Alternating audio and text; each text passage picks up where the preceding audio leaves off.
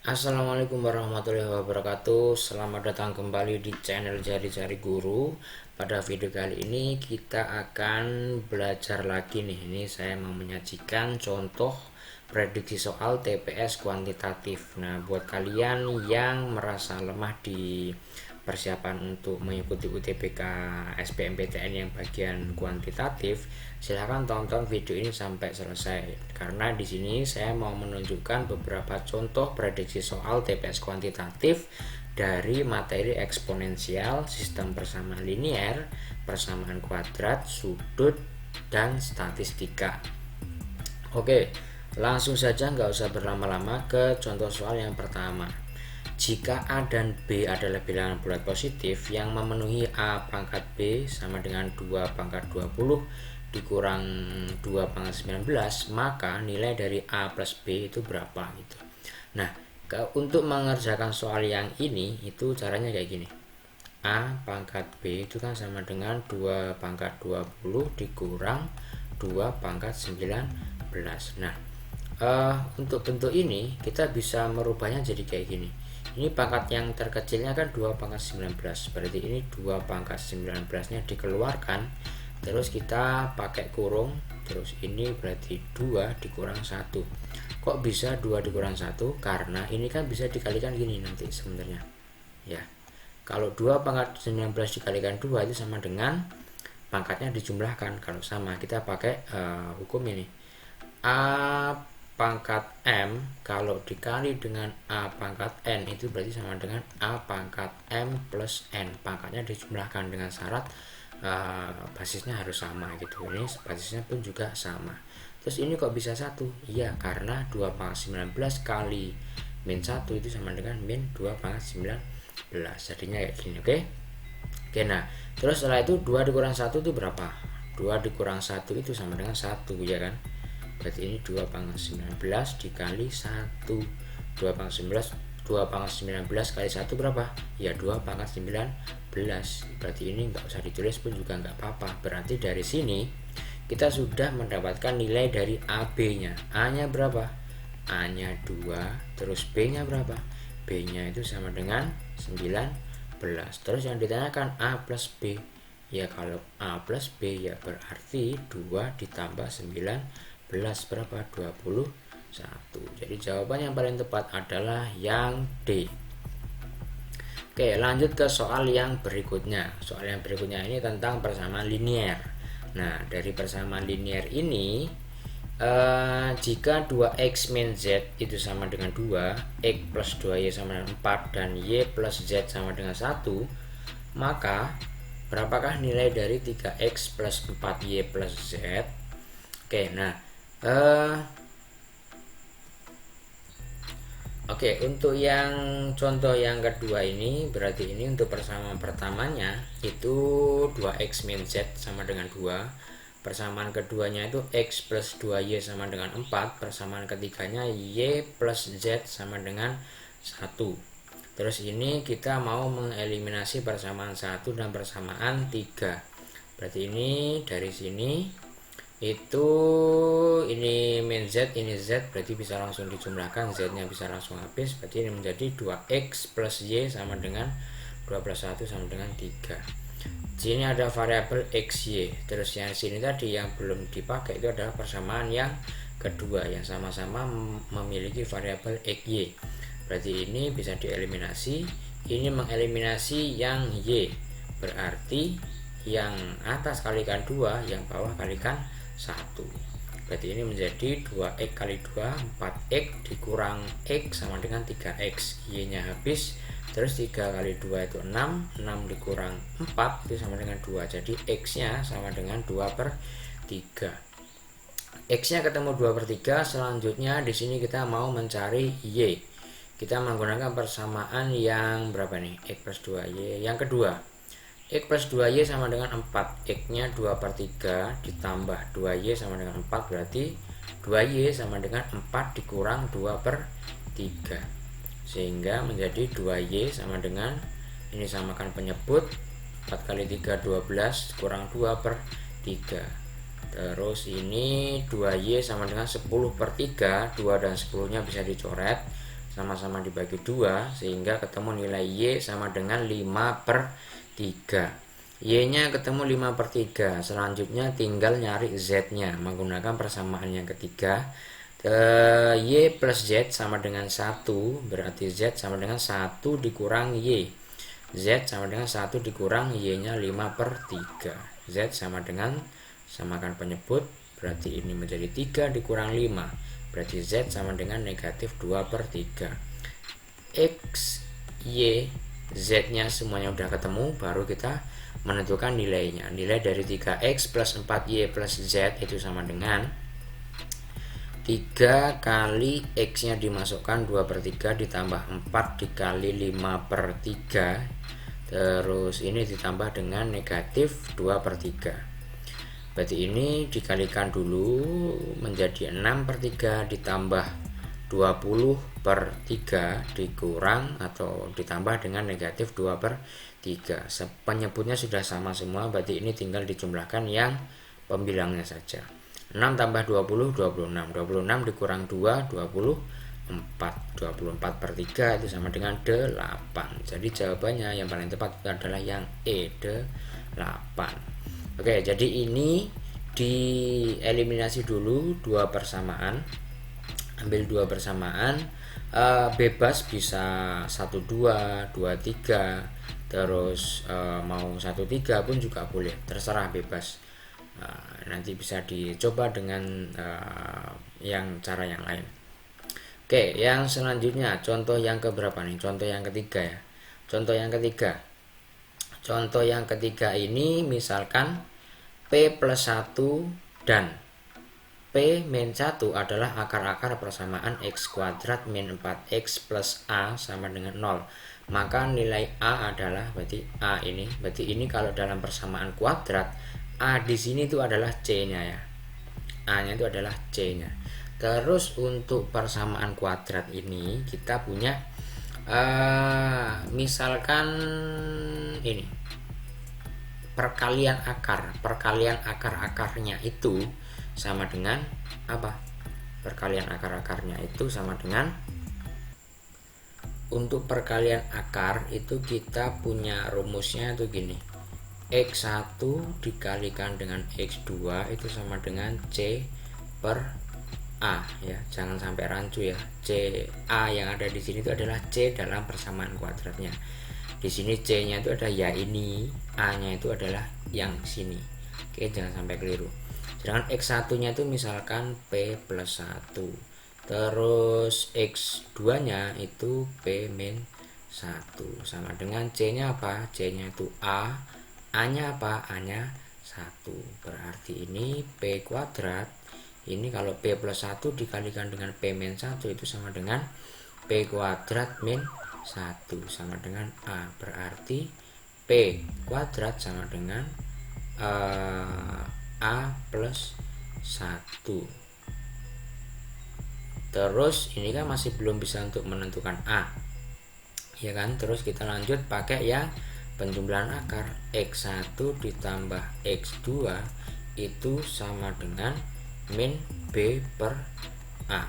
X1 nya itu P plus 1, terus X2 nya itu P min 1 sama dengan min B nya apa? B nya itu min 4, berarti ini min 4 per A nya 1, hanya 1, berarti ini P plus 1 plus P min 1, berarti ini sama dengan 2P sama dengan 4.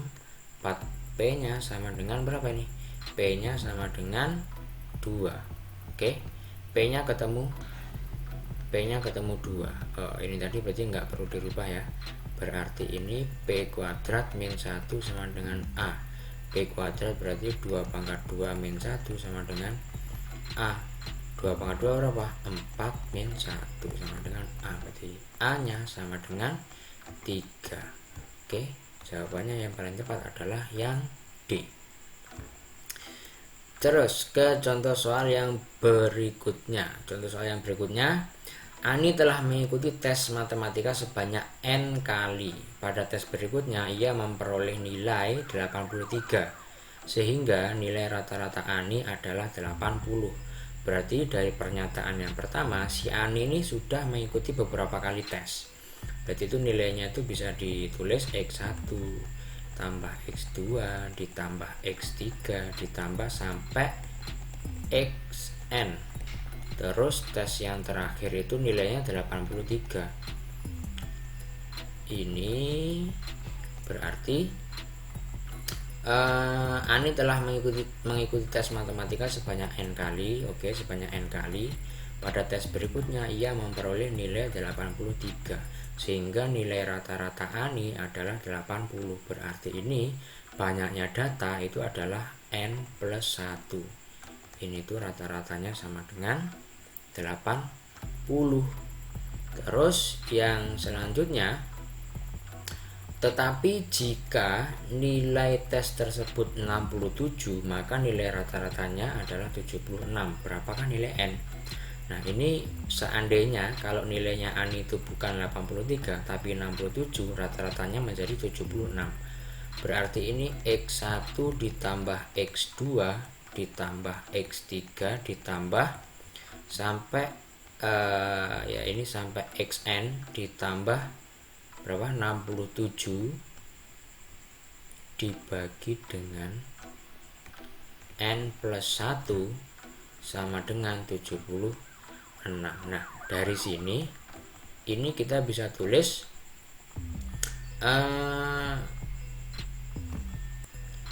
ini menjadi gini. Berarti ini menjadi X1 ditambah X2 ditambah sampai Xn ditambah 83 itu sama dengan 80 dikalikan N plus 1. Oke, terus kalau yang ini itu menjadi X1 ditambah X2 ditambah sampai Xn itu ditambah 67, ini sama dengan 76 dikalikan N plus 1. Oke, nah di sini ini bisa kita kurangi langsung ya, dari atas ke sini.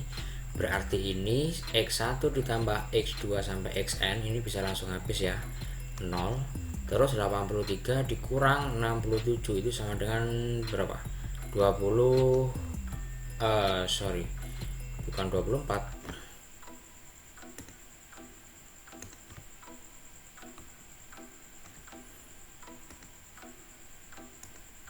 83 dikurang 67 itu sama dengan 16. Bener nggak? 67 83 ya, betul.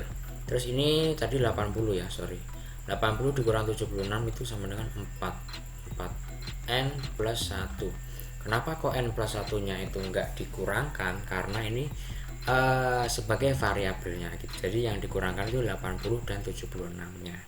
Berarti ini 16 sama dengan 4N ditambah 4.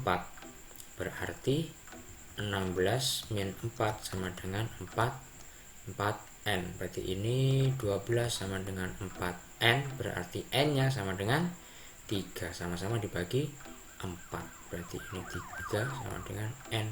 Jadi N nya nilainya itu sama dengan 3. Jadi pilihan yang paling tepat itu adalah yang BN ketemu nilainya 3. Berarti ini pakai rata-rata materi statistik. Oke, nah yang selanjutnya ini tentang sudut.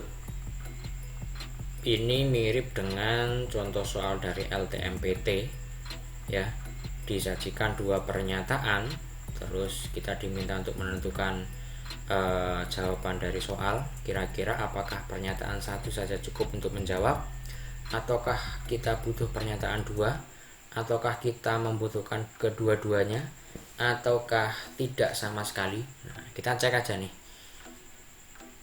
kira-kira kalau kita diminta untuk menentukan W yang ini itu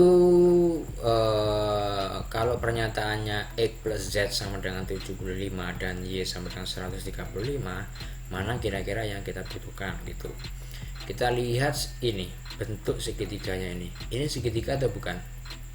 Bukan. Kenapa? Karena ini enggak lurus, ada beloknya di sini nih, ada beloknya. Berarti kalau kita mau menggunakan segitiga, berarti ini harus lurus ya, anggap aja ini lurus gitu. Oke, berarti ini ada ini segitiga toh.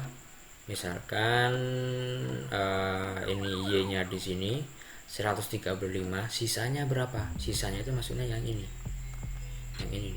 Sisanya itu berapa? Sisanya ya berarti 180 min y sama dengan berapa? 180 dikurang y nya 135, berarti ini sama dengan 45.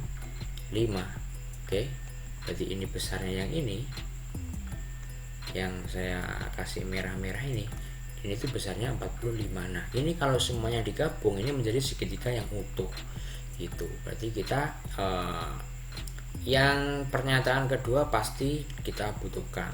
Terus pernyataan yang pertama ini juga kita butuhkan. Kenapa? Karena untuk menentukan W itu sama dengan 180 dikurangi dengan ini dan ini gitu. Sedangkan untuk jumlahnya ini dan ini itu kita bisa peroleh dari X ditambah Z ditambah dengan apa? Ditambah dengan 40 ditambah dengan 45.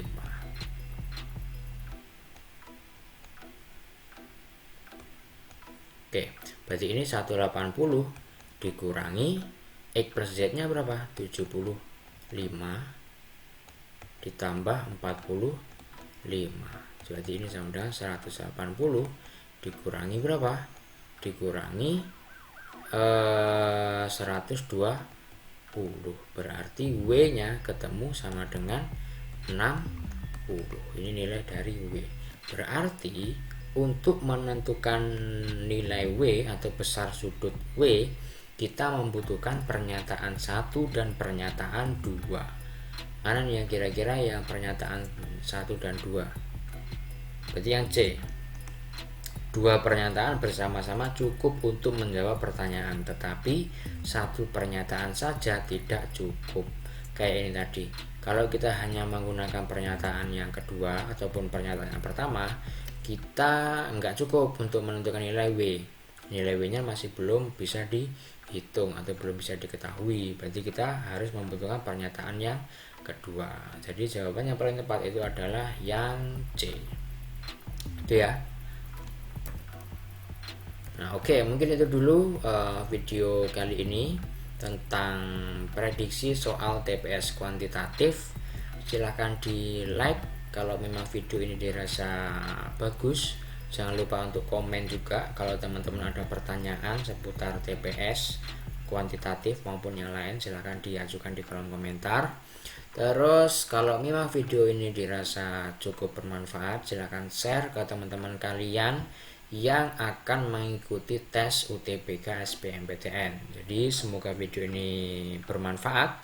Kurang lebihnya saya mohon maaf. Sekian dari saya. Wassalamualaikum warahmatullahi wabarakatuh.